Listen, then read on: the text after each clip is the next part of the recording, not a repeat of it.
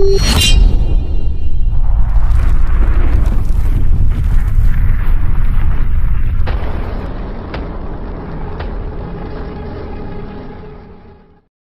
turun deras malam itu, seolah langit turut meratap bersama seorang wanita yang berjalan terlatih ke kantor polisi kecil di pinggiran kota Jawa Timur.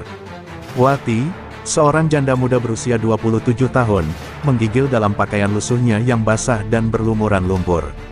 Rasa sakit masih menjalar di sekujur tubuhnya, tapi lebih dari itu, hatinya hancur berkeping-keping. Ia baru saja menjadi korban kebiadaban seorang preman kampung, seorang lelaki yang selama ini sering mengganggunya. Dengan tangan gemetar, ia mendorong pintu kantor polisi yang remang, berharap mendapatkan keadilan dari mereka yang seharusnya melindungi. Di balik meja kayu yang mulai lapuk, seorang pria berpakaian dinas duduk santai dengan sebatang rokok terselip di bibirnya. Ibtu Budi, seorang perwira senior yang dikenal galak dan angkuh, menatap Wati dengan pandangan malas. Matanya yang redup karena alkohol menyipit, memperhatikan wanita di hadapannya dengan tatapan meremehkan. "Malam-malam begini, ngapain kamu kesini? Ribut sama tetangga?" "Iya," tanyanya tanpa minat, menghembuskan asap rokok ke udara. Wati menelan ludah, menahan isak tangis yang mengancam pecah. Saya diperkosa, Pak," suaranya lirih, hampir tenggelam dalam suara hujan yang mengguyur atap seng di atas mereka. Alih-alih menunjukkan empati, Ibtu Budi tertawa kecil, tawa yang dingin dan menusuk. Ia menyandarkan tubuh ke kursinya, menatap Wati dari atas ke bawah seolah mengukur sesuatu. "Kau yakin itu pemerkosaan? Atau jangan-jangan kau memang suka sama suka, lalu menyesal belakangan?" ucapnya dengan nada sinis. Mata Wati membelalak, tidak percaya dengan kata-kata yang baru saja didengarnya. "Tidak, Pak, saya dipaksa, saya butuh keadilan," serunya. Tapi Ibtu Budi hanya mengangkat alisnya sambil memainkan ballpoint di tangannya. Setelah beberapa saat, Ibtu Budi bangkit dari kursinya dan berjalan mendekati Wati. Tangannya yang kasar mencengkeram lengan wanita itu, membuatnya mundur ketakutan. "Kalau kau benar-benar ingin keadilan, ayo ikut ke dalam. Kita bicarakan lebih lanjut," katanya dengan suara berat. Ada sesuatu dalam sorot matanya yang membuat Wati bergidik, tapi ia tak punya pilihan lain. Dengan langkah ragu, ia mengikuti sang polisi ke sebuah ruangan di belakang kantor, ruangan yang hanya diterangi lampu temaram. Saat pintu tertutup di belakang mereka, hawa dingin menyelusup ke tulang belakang Wati, bukan karena cuaca, melainkan karena firasat buruk yang semakin kuat menghantui benaknya. Di dalam ruangan sempit itu, Wati menyadari sesuatu yang mengerikan. Ibtu Budi tidak pernah berniat menolongnya. Tidak ada keadilan yang akan ia dapatkan malam itu. Yang ada hanyalah mimpi buruk kedua yang akan menghancurkan dirinya lebih dalam dari sebelumnya. Saat tangan kasar lelaki itu mulai bergerak, Wati hanya bisa menutup mata, air matanya bercampur dengan tetesan hujan yang mengguyur di luar. Malam itu, dalam ruangan gelap di kantor polisi yang seharusnya menjadi tempat perlindungan, keadilan tidak hanya mati, tetapi diinjak-injak oleh mereka yang seharusnya menegakkannya. Dalam gelapnya malam, Wati terseret keluar dari kantor polisi dengan tubuh gemetar dan langkah terlatih. Pakaian lusuhnya semakin kotor, bercampur debu dan keringat, sementara luka baru menghiasi tubuh dan jiwanya. Di dalam ruangan itu, ia telah kehilangan bukan hanya harapan, tetapi juga sisa-sisa kepercayaannya pada keadilan. Air matanya bercampur dengan gerimis yang mulai mereda, tapi nyala api kebencian di hatinya justru semakin berkobar. Dengan langkah gontai, ia berjalan menuju sungai di belakang kantor polisi, tempat di mana air mengalir hitam pekat di bawah langit mendung. Sambil berlutut di tepi sungai, Wati merendam tangannya yang bergetar dalam air dingin. Ia menatap refleksi wajahnya, wajah seorang wanita yang telah dipermainkan oleh dua monster berwujud manusia. Namun, kali ini, ia menolak menjadi korban. Dalam bisikan lirih, ia memanggil nama-nama leluhurnya, mereka yang pernah mengajarkan ilmu kuno yang diwariskan turun-temurun. Angin berhembus semakin kencang, dedaunan berguguran ke permukaan air, dan aroma tanah basah bercampur dengan sesuatu yang lebih purba, sesuatu yang lebih gelap. Di balik awan kelabu, kilatan petir menyambar, menerangi langit yang sesaat menjadi putih kebiruan. Wati menatap langit dengan mata yang kini tidak lagi dipenuhi air mata, melainkan dendam yang dalam. "Aku tidak meminta banyak," bisiknya, suaranya penuh kepedihan. "Aku hanya ingin dia merasakan apa yang aku rasakan. Aku ingin dia kehilangan kendali seperti aku kehilangan kendali." Aku ingin dia menjadi makhluk yang bahkan lebih rendah dari hewan. Tangan Wati mencengkeram lumpur di tepi sungai, dan dari dasar air yang gelap, muncul riak aneh yang berputar perlahan, seolah merespons permohonannya. Di tempat lain, di dalam kantor polisi yang kini sepi, Ibtu Budi tertidur dengan senyum puas di wajahnya. Tapi tidurnya tidak tenang, tubuhnya berkeringat meskipun udara malam terasa dingin. Dalam mimpi yang tidak biasa, ia melihat dirinya berdiri di tepi sungai yang gelap. Dari dalam air, dua mata merah menyala menatapnya dengan kebencian yang tak terlukiskan. Suara gemuruh terdengar dari dalam kegelapan, suara yang tidak sepenuhnya asing, seolah berasal dari sesuatu yang telah lama tertidur, menunggu dipanggil kembali. Malam itu, Ibtu Budi terbangun dengan napas memburu dan tubuh basah oleh keringat dingin. Tangannya gemetar tanpa alasan, dan ada sesuatu di dalam dirinya yang terasa berubah. Ia bangkit dengan kepala pening, berjalan ke cermin kecil di pojok ruangan. Saat matanya menatap refleksinya sendiri, sesuatu yang mengerikan terjadi. Pupilnya melebar secara tak wajar, membentuk celah vertikal seperti mata reptil. Ia mundur dengan panik, mengusap wajahnya, tapi sensasi aneh itu tidak hilang. Di luar, di kejauhan, terdengar suara gemuruh sungai yang tiba-tiba terdengar lebih dekat. Entah kenapa, naluri liarnya mulai bangkit, dan rasa lapar yang belum pernah ia rasakan sebelumnya mulai menggerogoti perutnya. Pagi datang dengan cahaya pucat yang menembus kaca jendela kantor polisi. Ibtu Budi duduk di kursinya, napasnya berat, matanya masih dihantui mimpi buruk yang terasa terlalu nyata. Tangannya gemetar saat ia mengangkat secangkir kopi, tapi begitu bibirnya menyentuh cairan itu, rasa pahitnya terasa aneh, seolah lidahnya tidak lagi mengenali rasa seperti sebelumnya. Kepalanya berdenyut, keringat dingin membasahi pelipisnya. Ada sesuatu yang salah, sangat salah. Saat ia mencoba berdiri, rasa nyeri menusuk tulang-tulangnya, membuatnya meringis. Dengan langkah terseok, ia berjalan ke kamar mandi kecil di belakang kantor. Begitu menyalakan lampu, ia kembali menatap cermin. Napasnya tercekat, mata itu, mata yang ia lihat dalam mimpi semalam, masih ada di sana. Pupilanya tetap seperti reptil, celah vertikal yang tajam dan mengerikan. Tapi kini, ada sesuatu yang lebih buruk, kulitnya. Di bawah keras seragamnya, guratan kasar mulai muncul, seakan sisik kecil tumbuh di bawah dagingnya. Ia menyentuhnya dengan jemari gemetar, dan begitu merasakan teksturnya, tubuhnya mundur ke belakang, hampir jatuh. Rasa lapar yang aneh menjalar dalam dirinya, bukan lapar biasa, tetapi sesuatu yang lebih primal, lebih liar. Bau-bauan di sekitarnya terasa lebih tajam, lebih kuat.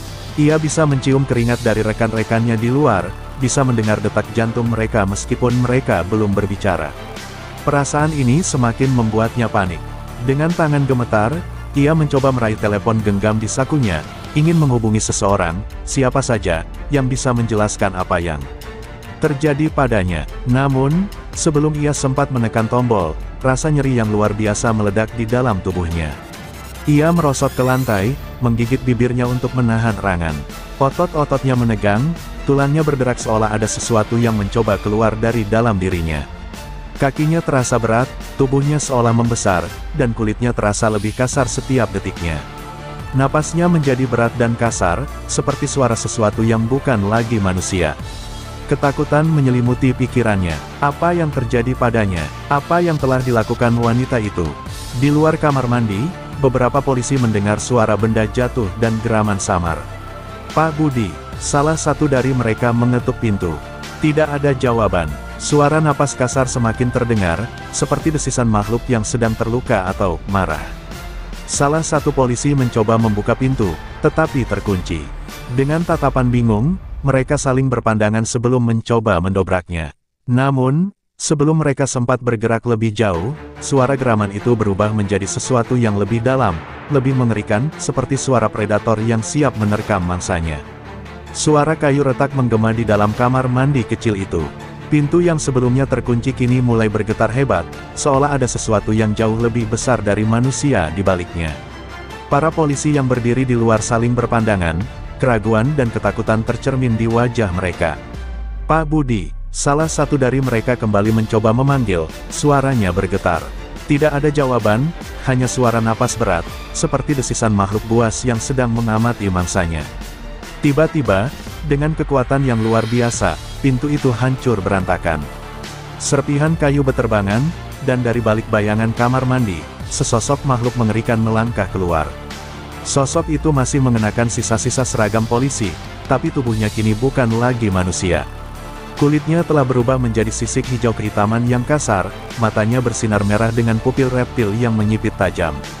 Rahangnya lebih panjang, dipenuhi gigi-gigi tajam yang meneteskan air liur. Cakar runcing menggantikan jari-jarinya yang dulu, dan ekor panjangnya menghantam dinding dengan keras, menghancurkan cermin yang tersisa. Kengerian melanda kantor polisi. Salah satu polisi yang berdiri paling dekat langsung terhuyung ke belakang, tangannya bergetar saat mencoba mencabut pistolnya.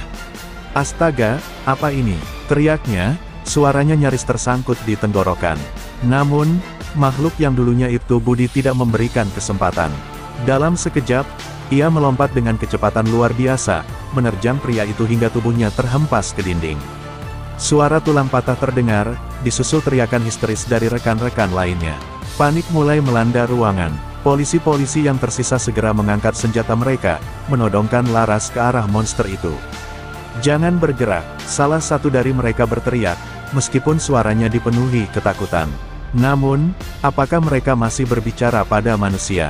Monster itu hanya menoleh, mulutnya menyeringai lebar, menampilkan deretan giginya yang tajam seperti pisau.